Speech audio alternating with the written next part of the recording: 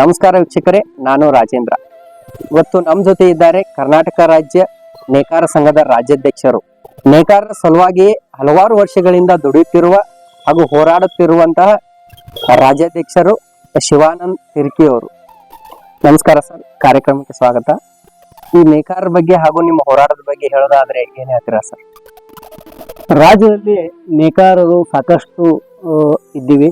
ಜೊತೆಗಿನ ನಮ್ಮ ಬಾಗಲಕೋಟೆ ಜಿಲ್ಲೆಯಲ್ಲಿ ಅತಿ ಹೆಚ್ಚು ನೇಕಾರಿಕೆಯನ್ನು ಮಾಡುವಂತ ನಾವೆಲ್ಲ ನೇಕಾರಿಕೆ ಕುಟುಂಬಗಳಿಂದ ನಮ್ಮ ತಾತ ಮುತ್ತಜ್ಜನ ಕಾಲದಿಂದ ನಾವೆಲ್ಲ ನೇಕಾರಿಕೆ ಮಾಡ್ಕೊಂಡು ಬಂದ್ಮೇಲೆ ನೇಕಾರಿಕೆಯಲ್ಲಿ ಹಲವಾರು ತೊಂದರೆಗಳು ನಮಗೆಲ್ಲ ಕಂಡು ಬಂದಾಗ ಒಂದಿಷ್ಟು ಹೋರಾಟಗಳ ಮೂಲಕ ನಮ್ಮ ನೇಕಾರನೆಲ್ಲ ಸಂಘಟನೆ ಮಾಡಿ ನಮಗೇನು ಆಗ್ಬೇಕಾಗಿದೆ ಅನ್ನುವಂತಹ ಕೆಲವೊಂದಿಷ್ಟು ವಿಷಯಗಳನ್ನ ಸರ್ಕಾರಕ್ಕೆ ಮುಟ್ಟಿಸುವಲ್ಲಿ ಸಾಕಷ್ಟು ಕೊರತೆಗಳನ್ನು ನಾವು ಅನುಭವಿಸ್ತಾ ಇದ್ವಿ.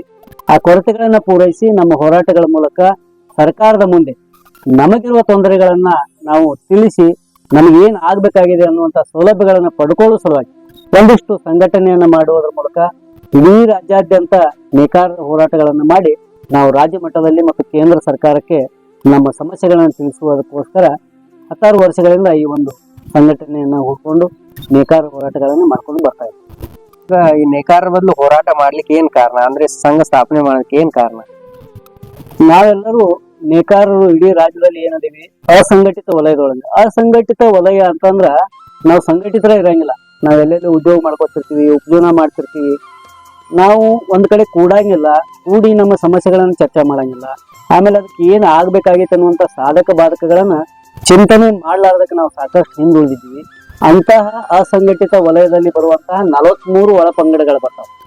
ಕಂಬಾರ, ಕುಂಬಾರ, ನೇಕಾರ, ಚಮ್ಮಾರ, ಕಮ್ಮಾರ ಹಿಂಗೆಲ್ಲಾನು ಏನು 43 ಪಂಗಡಗಳು ಬರ್ತಾವ. ಅದ್ರೊಳಗೆ ನಾವು ನೇಕಾರ ಕೂಡ ಬರ್ತೀವಿ ಅನ್ನುವಂತಹ ವಿಷಯ ನಮಗೆ ತಿಳಿದಾಗ ಇದರಿಂದಾಗಿ ನಾವು ಇನ್ನು ಸಂಘಟಿತ ಆಗದೆ ಹೋರಾಟಗಳನ್ನ ಮಾಡದೆ ಏನಾದ್ರೂ ಇದೇ ರೀತಿ ಮುಂದುವರೆದ್ರ ಮುಂದಿನ ದಿನಮಾನಗಳಲ್ಲಿ ನೇಕಾರಿಕೆ ಸಂಪೂರ್ಣವಾಗಿ ನಶಿಸಿ ಹೋಗಬಹುದು ಅನ್ನುವಂತಹ ಚಿಂತನೆಗಳ ನಮ್ಮೆಲ್ಲರಲ್ಲಿ ನಡೆದಾಗ ನಾವು ಒಂದಿಷ್ಟು ಈ ಭಾಗದಲ್ಲಿ ಎಲ್ಲವನ್ನು 5-6 ಸಾವಿರ ಮನೆಗೆ ಭೇಟಿ ಕೊಟ್ಟಾಗ ಸಂಘಟನೆಯನ್ನು ಮಾಡುವುದರ ಮೂಲಕ ನಮ್ಮ ಸಮಸ್ಯೆಗಳನ್ನ ಚರ್ಚೆ ಮಾಡುವುದರ ಮೂಲಕ ನಮ್ಮನ್ನು ಆಳುವ ಜನಪ್ರತಿನಿಧಿಗಳಿಗೆ ನಾವು ಅದರ ಮನವರಿಕೆಯನ್ನು ಮಾಡಬೇಕು, ಆಮೇಲೆ ಅಧಿಕಾರಿಗಳಿಗೆ ಮನವರಿಕೆ ಮಾಡಬೇಕು ಅನ್ನುವಂತ ವಿಷಯ ಎಲ್ಲರಲ್ಲೂ ಕೂಡ ಚಿಂತನೆಗೆ ಬಂದಾಗ ಆ ಒಂದು ನಿರ್ಣಯಕ್ಕೆ ನಾವು ಬಂದಾಗ ಈಗಾಗಲೇ ಇರುವಂತಹ ಸಂಘ ಸಂಸ್ಥೆಗಳು ಸಾಕಷ್ಟು ನೇಕಾರರು ಅದಾವ.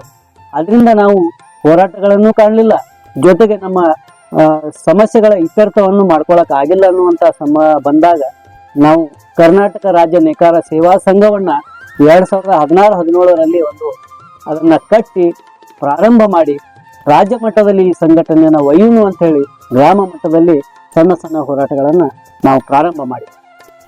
ಸರ್, ಈಗ ರೈತ ಮತ್ತು ನೇಕಾರ ಒಂದೇ ನಾಣ್ಯದ 2 ಮುಖಗಳಿದ್ದಂತೆ ಅಂತ ನಾವು ಕೇಳ್ಪಟ್ಟಿವಿ. ಅದರಲ್ಲೂ ಈ ನೇಕಾರಿಕೆ ಅನ್ನೋದೊಂದು ನಶಿಸಿ ಹೋಗುವಂತ ಸಂದರ್ಭ ಒಂದು ಬಂದಿದೆ ಅಂತ ಅದಕ್ಕೇನು ಹೇಳ್ತೀರಾ? ಈಗ ನೇಕಾರ ಮತ್ತು ನೇಕಾರಿಕೆ ಬಹಳಷ್ಟು ನಾವೆಲ್ಲ ಕೇಳಿದಂಗ ಅವತ್ತು ಸ್ವತಂತ್ರ ಪೂರ್ವದಲ್ಲಿ ಮಹಾತ್ಮ ಗಾಂಧೀಜಿಯವರು ಕೂಡ ನೇಕಾರಿಕೆಯನ್ನೇ ಇಡೀ ರಾಜ್ಯಾದ್ಯಂತ ಇಟ್ಟುಕೊಂಡು ಸ್ವತಂತ್ರ ಸಂಗ್ರಾಮವನ್ನ ಸಂಘಟನೆ ಮಾಡುವಂತ ಕೆಲಸ ಮಾಡಿದರು. ರೈತ ಮತ್ತು ನೇಕಾರ ಒಂದೇ ನಾಣ್ಯದ 2 ಮುಖಗಳಂತ ಇವತ್ತು ನಾವೆಲ್ಲ ಏನ್ ಕೇಳ್ತೀವಿ. ರೈತರಿಗೆ ಯಾವ ಮೂಲ ಸಮಸ್ಯೆಗಳದಾವ, ಅದೇ ರೀತಿ ನೇಕಾರರಿಗೂ ಕೂಡ ಸಾಕಷ್ಟು ಮೂಲ ಸಮಸ್ಯೆಗಳದಾವ.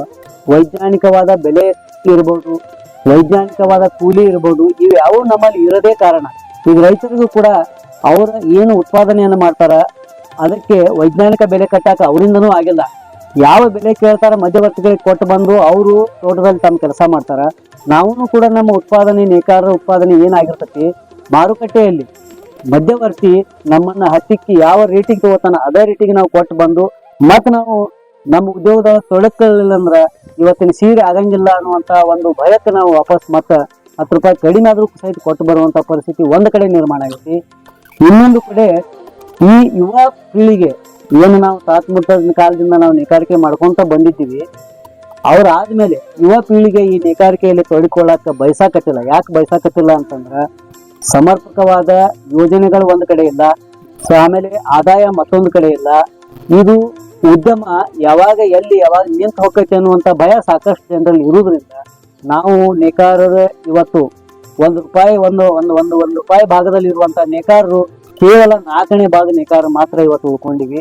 ಯಾಂತ್ರಿಕ ಮಗ್ಗಗಳ ಒಂದು ಅವಲಂಬನೆ ಕೂಡ ನಾವೇನು ಮುಂಚೆ ಕೈಮಗ್ಗದೊಳಗೆ ತೊಳಿಕೊಂಡಿದ್ದೀವಿ, ಇಡೀ ಕುಟುಂಬ ಕೈಮಗ್ಗದಲ್ಲಿ ನೇಕಾರಿಕೆ ಮಾಡಿ ಮೈ ತುಂಬ ಬಟ್ಟೆ ಹೊಟ್ಟೆ ತುಂಬ ಅನ್ನವನ್ನು ನಾವು ಪಡ್ಕೋತಿದ್ದೀವಿ.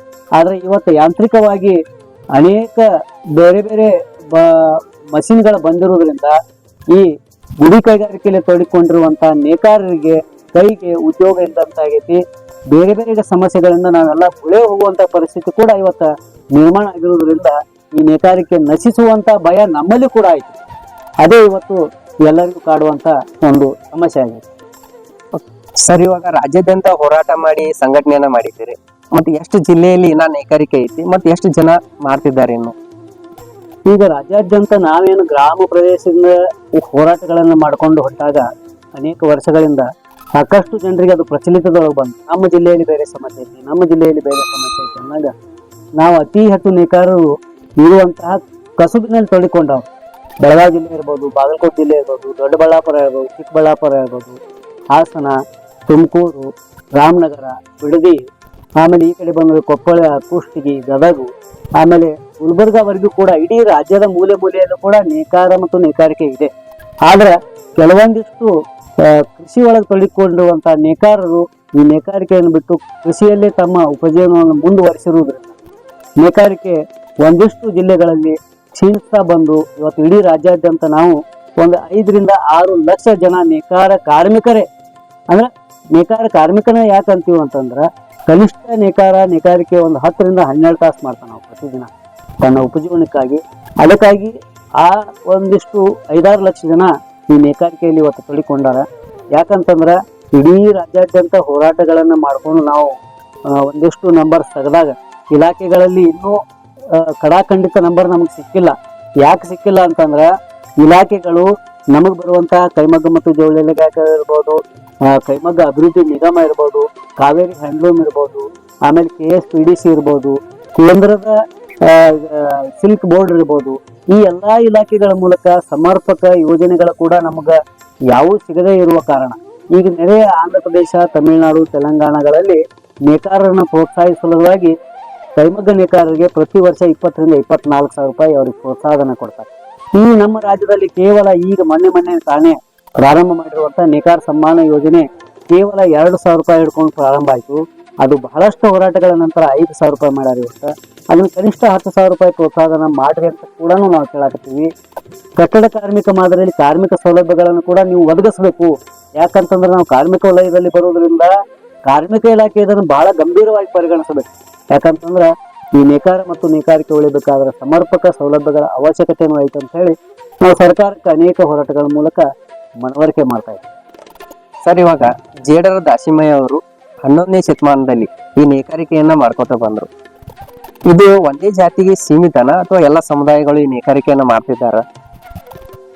ನೇಕಾರಿಕೆ ಅನ್ನುವಂಥದ್ದು ಬಹಳ ದೊಡ್ಡ ವ್ಯಾಪ್ತಿಯಲ್ಲಿರುವಂತಹ ಒಂದು ಕುಲಕಸಬವಾಗಿರುವುದರಿಂದ ಜೇಡರ ದಾಸಿಮಯ್ಯ ಅವರು 11ನೇ ಶತಮಾನದಲ್ಲಿ ತಮ್ಮ ನೇಕಾರಿಕೆಯೊಂದಿಗೆ ಧಾರ್ಮಿಕವಾದ ಒಂದು ನೇಯ್ಗೆಯನ್ನು ಕೂಡ ಅವ್ರು ಅವತ್ತವರು ಕೆಲವೊಂದಿಷ್ಟು ವಚನಗಳನ್ನ ಆ ನೇಕಾರಿಕೆ ಮೂಲಕನ ಅನುಭವಿಸಿ ಬರೆಯುವಂತ ಕೆಲಸ ಮಾಡಿದ್ರು. ಇಳೆ ನಿಮ್ಮ ದಾನ, ಬೆಳೆ ನಿಮ್ಮ ದಾನ, ತುಳಿದು ಸೂಸುವ ಗಾಳಿ ನಿಮ್ಮ ದಾನ, ನಿಮ್ಮ ದಾನವನ್ನುಂಡು ಅನ್ಯರ ಹೊಗಳುವ ಪುಣ್ಯಗಳೇನೆಂಬೆ ರಾಮನಾಥ ಅಂತ ಹೇಳಿಸಿಂದ ಈ ಸೀರೆಯನ್ನ ನಾನ್ ಎದನು ಅಥವಾ ರಾಮನಾಥ ನೀನ್ ಎದಿಯೋ ಅಂತ ಹೇಳಿಸಿಂದ ಅವರು ಅವತ್ತೇನೆ ಆ ದೇವರನ್ನ ಪ್ರಶ್ನೆ ಮಾಡಿದ್ರು ಈ ನೇಕಾರಿಕೆ ಮೂಲಕ. ನೇಕಾರಿಕೆ ಹೆಂಗೈತಂದ್ರ ವರ್ಣರಂಜಿತ ಎಳೆಗಳನ್ನ ನಾವೆಲ್ಲ ಜೋಡಿಸಿ ಬಟ್ಟೆಯನ್ನು ತಯಾರು ಮಾಡಿ ಅನೇಕರಿಗೆ ವಸ್ತ್ರದಾನ ಮಾಡುವಂತಹ ಒಂದು ಉತ್ತಮವಾದ ಕಾರ್ಯವನ್ನು ಮಾಡುವುದು ಇದು ಒಂದೇ ಜಾತಿಗೆ ಸೀಮಿತ ಅಲ್ಲ. ಯಾಕಂತಂದ್ರ ಒಬ್ಬ ರೈತ ಅಂದಾಗ ನಾವು ಅವನನ್ನ ಜಾತಿ ಎಂದು ಕೇಳಂಗಿಲ್ಲ. ಅದೇ ರೀತಿಯಾಗಿ ನೇಕಾರ ಅಂತಂದಾಗ ಇಲ್ಲಿ ಜಾತಿಯನ್ನ ಕೇಳುವಂತ ಪ್ರಶ್ನೆನ ಬರಂಗಿಲ್ಲ. ಆದ್ರೆ ಅತಿ ಹೆಚ್ಚು ನೇಕಾರರು ನೇಕಾರಿಕೆಯನ್ನ ಮಾಡುವಂತಹ ಒಂದಿಷ್ಟು ಉಪಜಾತಿಗಳು ಬರ್ತಾವ, ಒಳಪಂಗಡಗಳು ಬರ್ತಾವ. ಅವು ಅತಿ ಹೆಚ್ಚು ಇಡೀ ಜೀವನ ಪರ್ಯಂತ ತಮ್ಮ ನೇಕಾರಿಕೆಯಲ್ಲೇನ ಅವ್ರು ಸಂಸಾರ. ಯಾಕಂತಂದ್ರೆ ನೇಕಾರಿಕೆ ಹೆಂಗೈತಂದ್ರ ನನ್ನ 6-7ನೇ ವಯಸ್ಸಿಗೆ ಪ್ರಾರಂಭ ಆಗ್ತೈತಿ. ಅವತ್ತು ನಾನು ಕಲಿಕೆ ಸುತ್ತು ಕೊಟ್ಟು ಶಾಲಿಗೆ ಹೋಗಿ ಬರಬೇಕು.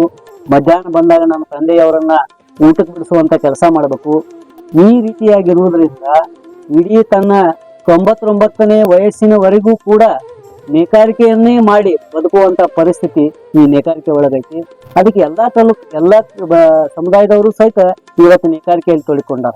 ಯಾಕಂತಂದ್ರ ಆ ನೇಕಾರಿಕೆಯಿಂದ ಉಪಜೀವನ ಆಗೋ ಸಲುವಾಗಿ ಬಹಳಷ್ಟು ಜನ ಬೇರೆ ಬೇರೆಯವರು ಕೂಡ ಯಾಂತ್ರಿಕ ಮಗ್ಗಗಳು ಬಂದಿರೋದ್ರಿಂದ ಇರ್ಬೋದು, ಆಮೇಲೆ ಇನ್ನೂ ಹೆಚ್ಚಿನ ಮಿಲ್ಗಳಿರ್ಬೋದು, ಆಮೇಲೆ ಎಲ್ಲಾ ಇದರಲ್ಲಿ ತೊಡಿಕೊಂಡಿರೋದ್ರಿಂದ ಬೇರೆ ಬೇರೆ ಸಮುದಾಯದವರು ಕೂಡ ಈ ನೇಕಾರಿಕೆಯನ್ನು ತೊಡಿಕೊಂಡು ನೇಕಾರಿಕೆಯನ್ನು ಮಾಡ್ತಾ ಇದ್ದಾರೆ. ಇವತ್ತು ನೇಕಾರಿಕೆ ಬಹಳ ಕೆಲವೊಂದಿಷ್ಟು ಜನರಿಗೆ ಉತ್ತಮವಾದದ್ದು ಆಗೈತಿ. ಸರ್ಕಾರದ ಸಮರ್ಪಕ ಸೌಲಭ್ಯಗಳು ಅವ್ರಿಗೆ ಸಿಗುವುದರಿಂದ ಪಡ್ಕೊಳ್ಳೋದ್ರಿಂದ ಈ ನೇಕಾರಿಕೆಯಲ್ಲಿ ಬೇರೆ ಬೇರೆ ಸಮುದಾಯದವರು ಕೂಡ ಮುಂದುವರ. ಸರ್, ಈಗ ಕೊನೆಯದಾಗಿ ಈ ನೇಕಾರ ಇಲಾಖೆಗಳು ಎಷ್ಟು ಇದಾವೆ ಸರ್, ಮತ್ತೆ ಸರ್ಕಾರದಿಂದ ಏನಾದ್ರೂ ಸೌಲಭ್ಯ ಸಿಗ್ತಾ ಇದೆಯಾ? ಕರ್ನಾಟಕ ರಾಜ್ಯದಲ್ಲಿ ನೇಕಾರರು ಸಾಕಷ್ಟು ಇರುವುದರಿಂದ ಇಲಾಖೆಗಳನ್ನು ಸಾಕಷ್ಟು ಇದಾವೆ. ಈ ಭಾಗದೊಳಗ ರಬಕವಿ ಬನಟ್ಟಿ ಜಿಲ್ಲೆಯಿಂದ, ಬಾಗಲಕೋಟೆ ಜಿಲ್ಲೆಯಿಂದ ರಬಕವಿ ಬನಟ್ಟಿಯಿಂದ ಕೈಮಗ್ಗ ಅಭಿವೃದ್ಧಿ ನಿಗಮ ಅನ್ನುವಂತ ಒಂದು ನಿಗಮವನ್ನ ಅವತ್ತು ನಮ್ಮ ಬಾಂಗೆ ಸಾಹೇಬರು ಹುಟ್ಟಾಕಿದ್ರು. ಯಾಕೆ ಹುಟ್ಟಾಕಿದ್ರು ಅಂದ್ರ ಈ ಕೈಮಗ್ಗದ ನೇಕಾರಿಕೆ ಎಲ್ಲರಿಗೂ ಸಿಗಲಿ ಅನ್ನುವಂತ ಉದ್ದೇಶವನ್ನು ಇಟ್ಕೊಂಡು ಹುಟ್ಟಾಕಿದ್ರು. ಅವತ್ತು ಪ್ರಾರಂಭದಲ್ಲಿ 48,000 ಜನ ನೇಕಾರರು ಆ ಒಂದು ನಿಗಮದಲ್ಲಿ ಕೆಲಸ ಮಾಡ್ತಿದ್ರು. ಅದು ಇವತ್ತು ಘಟಿಸಿ, ಯಾಕಂತಂದ್ರ ಆ ನಿಗಮ ಸಾಕಷ್ಟು ಜನಪರ ನೇಕಾರ ಪರವಾಗಿ ಕೆಲಸ ಮಾಡಲಾರದ ಉದ್ದೇಶದಿಂದಾಗಿ ಅಲ್ಲಿ 100 ಕೋಟಿ ರೂಪಾಯಿಗಳ ಹಗರಣವನ್ನು ಮಾಡಿ ಆ ಇಲಾಖೆನೇ ಮುಚ್ಚುವಂತ ಪರಿಸ್ಥಿತಿ, ನಿಗಮವೇ ಮುಚ್ಚುವಂತ ಪರಿಸ್ಥಿತಿ ಇವತ್ತು ನಿರ್ಮಾಣ ಆಗಿ ಅಲ್ಲಿ ಕೇವಲ 4,200 ಜನ ನೇಕಾರ ಮಾತ್ರ ಇವತ್ತು ನೇಕಾರಿಕೆ ಮಾಡಕತ್ತಾರ. ಇದೇ ರೀತಿಯಾಗಿ ಕಾವೇರಿ ಹ್ಯಾಂಡ್ಲೂಮ್ ಅಂತೇಳಿ ಒಂದಿದೆ. ಆ ಹ್ಯಾಂಡ್ಲೂಮ್ನಲ್ಲೂ ಕೂಡ ಸಾಕಷ್ಟು ಜನ ನೇಕಾರರು ಯಾಂತ್ರಿಕ ಮಗ್ಗಗಳು ಬಂದ ಮೇಲೆ ಕೈಮಗ್ಗದಲ್ಲಿ ತೊಡಗಿಕೊಳ್ಳಲಾರದ ಅದು ಕೂಡ ಇವತ್ತು ಮುಚ್ಚುವಂತ ಪರಿಸ್ಥಿತಿ ಒಳಗೈತಿ. ಸಾಲದ ಸುಳಿಯಲ್ಲಿ ಸಿಲುಕಿ ಅದು ಕೂಡ ಒದ್ದಾಡ್ತಾ ಇದೆ. ಅದೇ ರೀತಿ KSPDC ಅಂತಿದೆ. ಈ ವಿದ್ಯುತ್ ಚಾಲಿತ ಮಗ್ಗಗಳಿಗೆ ಸಲಕರಣೆ ಇರ್ಬೋದು, ಬಟ್ಟೆಯನ್ನ ಖರೀದಿ ಮಾಡಿ ಸರ್ಕಾರಕ್ಕೆ ಒದಗಿಸುವಂತ ಒಂದು KSPDC ಇದೆ ನಿಗಮ, ಅದು ಕೂಡ ಇವತ್ತು ಸಾಲದ ಹೊರೆಯಲ್ಲಿ ನಡಾಗ್ತೈತಿ.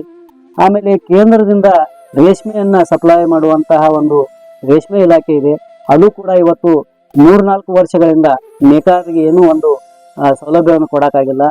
ಅದೇ ರೀತಿಯಾಗಿ ಕೈಮಗ್ಗ ಮತ್ತು ಜವಳಿ ಇಲಾಖೆಯ ಅಡಿಯಲ್ಲಿ ನಾವು ಇಡೀ ರಾಜ್ಯದ ನೇಕಾರರೆಲ್ಲ ಬರ್ತೀವಿ. ಆ ಕೈಮಗ್ಗ ಮತ್ತು ಜವಳಿ ಇಲಾಖೆಗೆ ಸರ್ಕಾರದಿಂದ 100 ಕೋಟಿ ರೂಪಾಯಿ ಅನುದಾನ ಕೊಡುವಂತ ವ್ಯವಸ್ಥೆ ಎಂದೂ ಆಗಿಲ್ಲ. ಇವತ್ತು ನಾವು ಒಂದು ಇಡೀ ನೇಕಾರರಿಗೆ, ರಾಜ್ಯದ ನೇಕಾರರಿಗೆ ಆಗಬೇಕಾಗೈತಿ.